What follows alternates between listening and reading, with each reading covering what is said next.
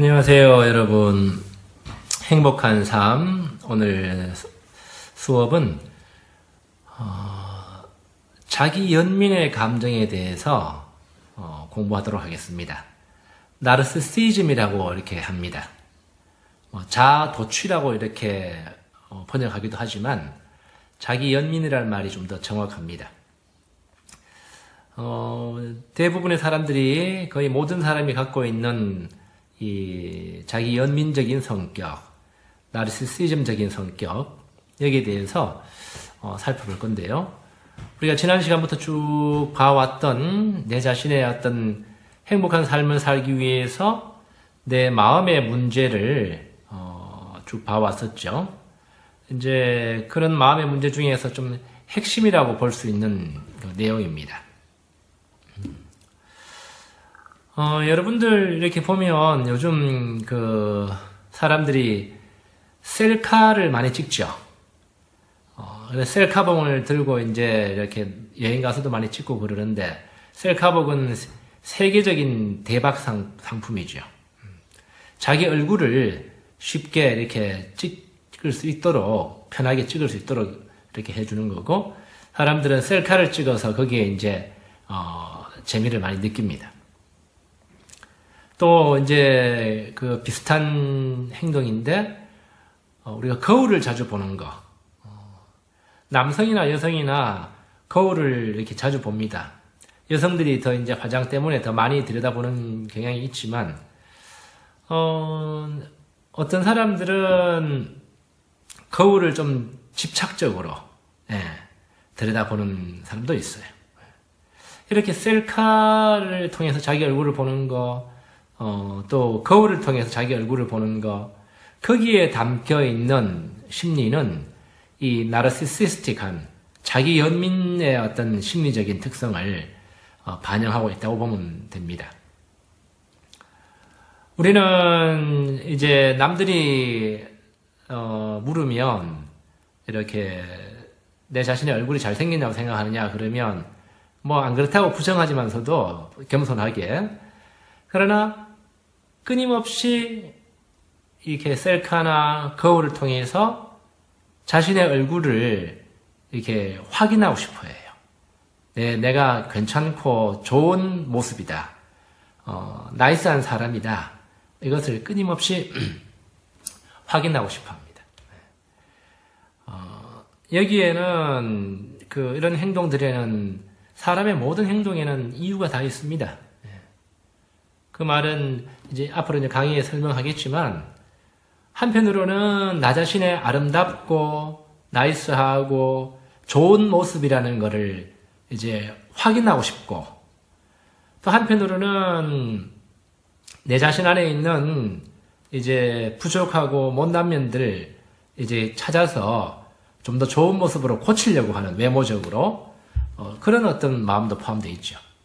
그래서 아무튼 그 셀카나 이렇게 거울을 통해서 나 자신의 존재를 이렇게 확인하고 싶어하는 그런 심리가 담겨 있습니다. 특히나 이제 그것은 이제 뭐 나처럼 나이가 좀 들면 덜해지지만, 20, 20대의 자아 정체감이 이렇게 민감한 시기에 있는 청년들은 그런 것에 좀 더 열광하고 좀 더 집착하는 경향이 있어요. 우리가 행복한 삶을 살기 위해서는 나 자신을 아는 것이 가장 중요합니다. 나 자신 어떤 사람인가 하는 것. 여러분들 이렇게 너 자신을 알라, know yourself, 누가 한 이야기라고 알고 있어요. 대부분 이렇게 물으면 이제 소크라테스라고 이렇게 이야기하죠. 근데 사실은 이 말을 누가 했는지는 정확히 알지 못합니다.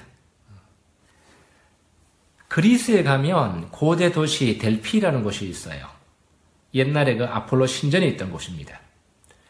제가 한 15년 전에 가본 적이 있는데, 지금은 거기 아폴로 신전이 산 중턱에 있는데 이제 폐허만 남아있죠. 돌기둥들 뭐 이런 것들 남아있는 그 장소인데, 이 델피의 아폴로 신전은 사제들이 신의 계시를 받는, 신탁을 받는 장소였어요. 근데 옛날에 이제 고대 신전에 있을 때 신전 입구에 그 신전 입구 머리맡에 너 자신을 알라 라는 말이 적혀 있었다고 그래요. 소크라테스는 이제 그 말을 인용한 것 뿐이죠. 그래서 내 자신을 아는 것이 신의 영역으로 들어가는 하나의 조건, 기본이라는 거, 그걸 알려주고 그만큼 세상에서 가장 중요한 일이라는 것을 상징적으로 보여주는 거예요. 근데 왜 이제 그 철학자 소크라테스가 가장 위대한 철학자 중에 한 명이었던 소크라테스가 자기 말도 아닌 그 신전의 말을 빌려가지고 너 자신을 알라라고 이렇게 설파했을까요? 왜냐하면 인간이 진정한 행복에 이르는 열쇠가 바로 거기에 담겨 있기 때문에 그런 이야기를 한 거예요.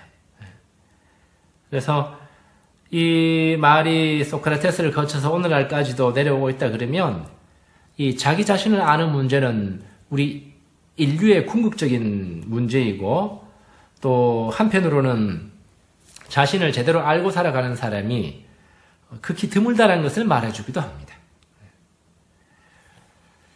자, 나를 안다는 거, 나 자신을 얼마나 알고 있을까요?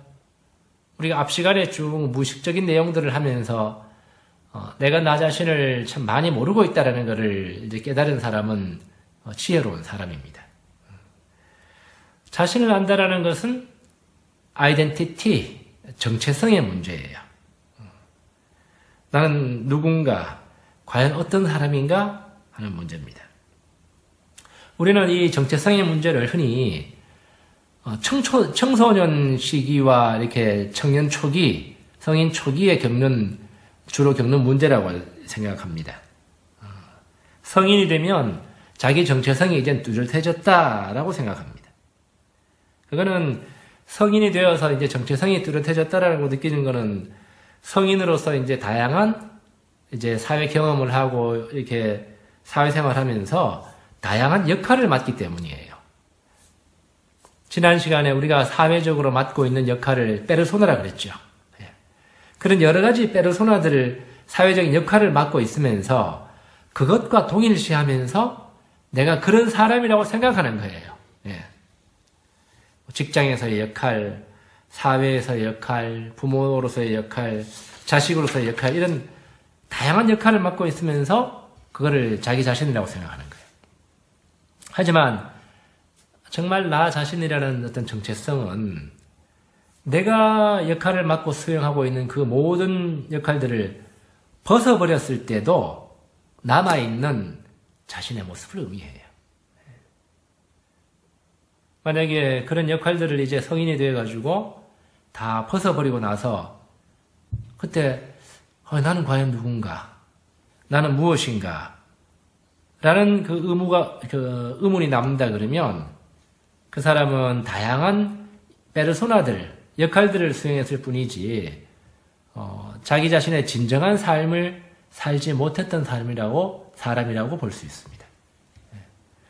예를 들면 뭐 퇴직한 뒤에 자식들을 모두 출가시키고 난 뒤에 혹은 배우자를 사별한 후에 자신에 대한 혼란감에 빠지는 사람, 나는 누군가? 이런 사람들은 자기 정체감이 제대로 형성되지 않는 사람이죠. 이 유아 시절부터 청소년기 시기에 이르기까지 그때 형성된 그 정체성이 그 사람의 일생 동안의 삶에 지대한 영향을 미치는 것은 사실입니다. 그래서 우리 속담에 3살 버릇이 80까지 간다라는 말이 있잖아요. 프로이드 같은 심리학자는 그걸 굉장히 강조했는데요. 6세 이전, 대충 6세 이전에 우리가 형성된 사고방식, 정체성 이것이 거의 변함없이 평생을 간다고 그럽니다.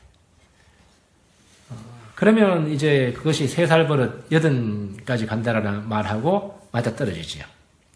그 외에 6세 이후에 이렇게 하는 것들은 이제 나한테 추가되는 경험이고 사회적인 역할 이런 것들이지 한 인간으로서의 정체성은 그때 이미 형성이 된다는 거예요. 물론 이제 그러한 견해는 좀 결정론적이고 좀 비관적인 그 관점이 있습니다. 그때 한번 결정되고 계속 가버리면 뭐 인간이 뭐 변하지 않는 존재인가? 이렇게 생각할 수가 있습니다. 그래서 프로이드가 이야기했던 그 6세 이전이라는 것은 그때 6세 이전까지의 시기가 이 성격 형성에 아주 지대한 영향을 미친다라는 걸 강조하는 것 뿐이지, 사람의 정체성은 그 이후에도 계속해서 변해갈 수 있습니다. 예. 그렇게 변하려 그러면 우리 이제 그 빙산 그림 기억나시죠, 그죠? 내가 무의식 지도를 보여주면서 빙산 그림에서 가장 밑에 하트, 빨간 하트 모양의 인간 정신의 전체적인 중심, 뭐 내면의 신 이렇게 표현했죠, 그죠? 예.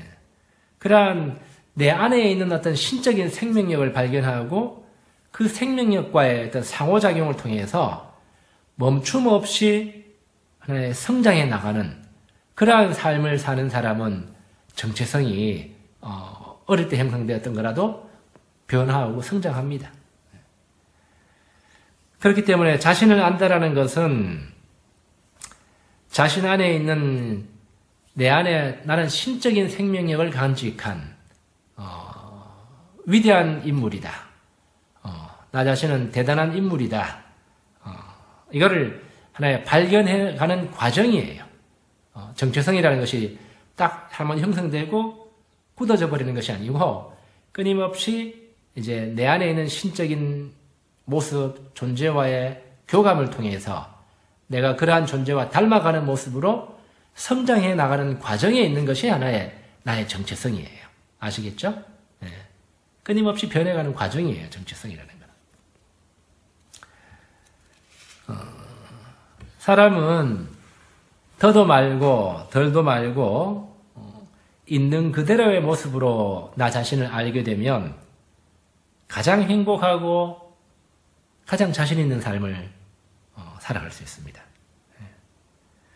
자신을 모르는 사람일수록, 내가 얼마나 어떤 사람인지 모르는 사람일수록 어떤 때는 필요 이상으로 자신을 부풀려 보이려고 이렇게 과장하고 이렇게 애를 쓰죠, 그죠? 혹은 정반대로 또 어떤 경우에는 필요 이하로 그렇게 안 해도 되는데 자신을 무가치하게 여기고 못난 사람으로 생각하는 거예요.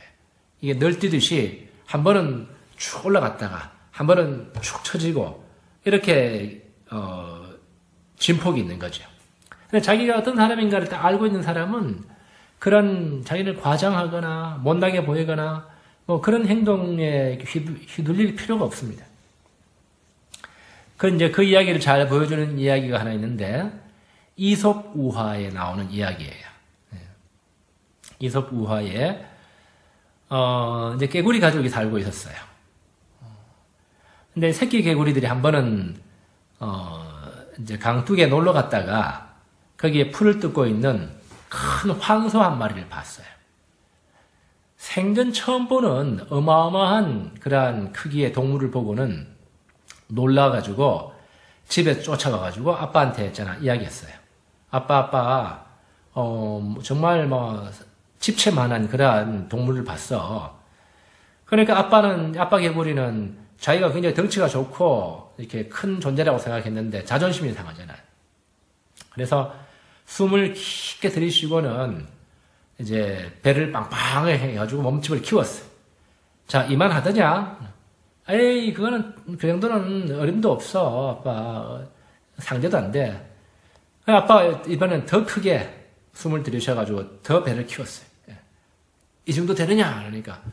아빠, 아직 멀었어. 그것까지는 안 돼. 이번에는 더 크게 숨을 들이쉬고 몸을 키우다가 그만 배가 빵 터져서 죽었다는 그러한, 재미난 이야기입니다. 우리나라 동화책에는 아이들 옛날 교과서에 보면 우리나라에는 엄마 개구리라고 나와 있어요. 네, 엄마 개구리라고. 내가 보기에는 원작에는 아빠가 부립니다. 왜냐하면 그런 허세는 남자들이 주로 부리는 거지 여자들은 뭐 그런 허세 부리는 걸 그렇게 하지 않습니다. 예. 그래서 아마 우리나라 이제 그 이야기를 들여오면서 번역한 사람이 남자인 것 같아요. 예. 그래서 일부러 여자로 바꿔놓은 것 같아. 예. 남자입니다. 아빠 개구리예요. 이처럼 이제 자기 자신의 어떤 고유한 아빠 개구리로서의 자기 모습을 알고 있다 그러면 그 큰 존재하고 비교해가지고 자기를 부풀릴 필요가 없죠. 예. 자, 자기 자신을 아는 것이 어렵게 된 것은 내가 누군가를 이렇게 잘 모르게 된 거는 이제 어린 시절 부모님과의 관계에서 받은 이렇게 영향력 혹은 좀 심각하게는 어떤 상처 이런 것이 결정적인 요인으로 작용을 하기 때문입니다. 우리는 이제 어린 시절 부모님과의 관계에서 자기 연민적인 성격을 발달시키게 돼요. 예, 그런 형성하게 되는 거죠. 여러분들 PPT에서 이제 내가 링크를 걸어 놓은 KBS 스페셜 마음 일부 거기를 보시면 미국판 선풍기 아줌마 이야기가 나옵니다. 성형 중독에 걸려가지고 50번이나 50회 이상이나 성형 수술을 했는 그 이제 장면을 한번 이제 보셨을 겁니다. 이 아주머니는 성형하기 전에도 성형이 필요 없을 만큼 예쁜 아주머니였어요. 그런데 이제 성형 중독에 걸린 이유는 어릴 때에 자기 부모님으로부터 들은 이야기가 컴플렉스로 돼가지고 평생 동안 이 사람을 지배하는 거예요. 너는 ugly, 못생겼고 fat, 뚱뚱하다. 이 어릴 때에 부모가 상처를 준 말이 평생 동안 이 사람을 지배하면서 성형 중독에 매달리게 한 그러한 이제 실화를 드러놓은 거예요. 자, 오늘 우리가 나르시시즘이라는 말, 자기 연민적이라는 이 말이 나온 이제 배경을 이제 설명을 하나 할게요. 나르키소스 신화를 통해 가지고 우리는 이제 그것을 살펴볼 수 있습니다. 나르키소스는 아빠가 강의 신이고 엄마가 숲의 요정이에요. 이 둘 사이에서 이제 태어난 사람입니다. 아이가 태어났을 때 엄마가 예언자를 찾아갔어요. 찾아가서 우리 아이가 어떻게 하면 오래오래 장수를 누리면서 살 수 있습니까? 이렇게 물었어요. 그러니까 예언자가 의외의 말을 해요. 그 아이가 자기 자신을 모르면 오래 살 것이다. 이렇게. 그래서 엄마는 집으로 돌아와가지고 아이가 나중에 얼굴을 못 보도록 거울을 다 깨어서 치워버렸어요. 아빠는 강의 신이니까 혹시 아이가 나중에 이제 강에라도 자기 얼굴을 비춰볼까 싶어가지고 강에다가 물리기를 이렇게 끼워가지고 흐리게 해서 얼굴을 못 비춰보도록 만들었어요. 나르키소스가 이제 점점 나이가 들어가면서 커가는데 아빠가 신이고 엄마가 숲의 요정이니까 얼마나 잘생겼겠어요. 신의 아이잖아요. 그래서 그 용모가 얼마나 아름다웠던지 신들이 탐을 낼 정도였고 또 또래 소녀들이 정말 침을 질질 흘리면서 이 나르키소스를 쫓아다니면서 구애를 했어요. 근데 나르키소스는 이 자기를 따라오는 여성들한테 굉장히 냉정하고 아무 관심이 없었어요. 그 대신에 이제 또래 소년들과 어울려가지고 맨날 사냥하면서 숲을 돌아다니는 거예요. 강의 요정들, 숲의 요정들, 산의 요정들 모두 이제 이 나르키소스의 아름다운 용모에 반해가지고 앞다투어가 사랑을 고백했어요. 그런데도 나르키소스는 아주 쌀쌀맞게 그 사랑을 이제 퇴짜놓는 거예요. 그래서 이 요정들이 모여가지고 나르키소스한테 복수를 해야 되겠다 마음을 먹어요. 그래서 복수의 여신 네메시스라고 하는 복수의 여신을 찾아가가지고 이제 가장 고통스러운 벌을 나르키소스에게 내려주십시오 부탁했어요. 이 네메시스가 나르키소스에게 저주를 내립니다. 남을 사랑하려 하지 않는다면 자기 자신만을 사랑하게 되리라. 이 저주를 내렸어요. 나르키소스는 이제 그런 저주가 내린 걸 모르고 어느 날 이제 숲으로 사냥을 나섰다가 깊은 숲 속에서 아주 거울처럼 맑은 샘물을 발견했어요. 날이 더워가지고 숲을 뛰어다녔기 때문에 목이 아주 말라서 이제 샘물을 이렇게 물을 마시려고 들여다봤는데 이제 생전 처음으로 샘물에 비친 자기 자신의 모습을 본 거예요. 근데 그 모습을 보는 순간 너무너무 아름다운 사람이 거기 있는 걸 보고는 막 사랑에 푹 빠진 거예요. 그래서 한 번도 다른 사람을 사랑해 본 적이 없기 때문에 이 샘물 표면에 비친 자기 자신의 모습을 보고 사랑에 빠져가지고 그게 자기 자신의 모습인 줄도 모르고 사랑에 빠졌어요. 근데 나르키소스가 이 샘물에 비친 존재를 잡으려고 손을 담그면 흐트러져 버리고 또 잡으려고 손을 담궈버리면 흐트러져 버리고 계속해서 잡지를 못하는 거예요. 나르키소스는 잡으려고 하기만 하면 사라져버리는 그 연인, 그 사랑의 감정이 막 터질 것만 같은 거예요. 못 견디는 거예요. 그래서 그곳을 떠날 수가 없었어요. 나르키소스는 결국은 날이 갈수록 초췌해지고 메말라가면서도 그 샘을 떠나지 못하고 결국은 그 사랑의 열병으로 시름시름 앓다가 죽어버립니다. 그가 죽고 난 자리에 한 송이 꽃이 피어올라요. 그것이 바로 수선화예요. 수선화. 수선화의 이 학명이 나르키소스입니다. 자, 이것이 이제 암시하는 바가 뭘까 우리는 살펴봐야 됩니다. 이게 이제 나르시시즘이 나온 그 신화입니다.